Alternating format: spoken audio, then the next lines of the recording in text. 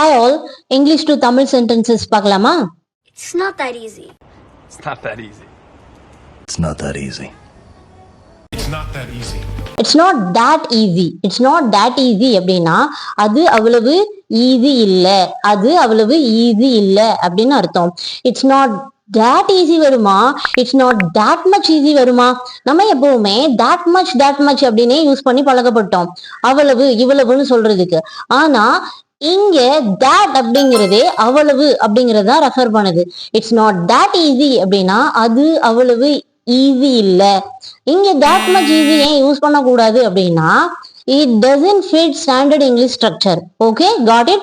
இதை வச்சு நம்ம எப்படி சென்டென்ஸ் மேக் பண்ணலாம் அப்படிங்கறத பார்க்கலாமா? அவரை சந்திப்பது அவ்வளவு எளிதல்ல. அவரை மீட் பண்றது ரொம்ப பெரிய விஷயம். எப்படி சொல்லலாம்? It's not that easy to meet him. It's not that easy to meet him. எடையை குறைப்பது அவ்வளவு ஈஸி இல்ல. இது எப்படி இங்கிலீஷ்ல சொல்லலாம்? கண்டிப்பா வெயிட் லாஸ் பண்றது அப்படிங்கிறது ரொம்ப பெரிய விஷயம் இல்லையா? இது எப்படி இங்கிலீஷ்ல சொல்லலாம்? It's not that easy to reduce weight. It's not that easy to reduce weight. Next, ஒரு நல்ல வேலையை பெறுவது அவ்வளவு ஈஸி இல்ல. கண்டிப்பா அது பெரிய சேலஞ்ச் இல்லையா? இது எப்படி இங்கிலீஷ்ல சொல்லலாம்? It's not that easy to get a good job.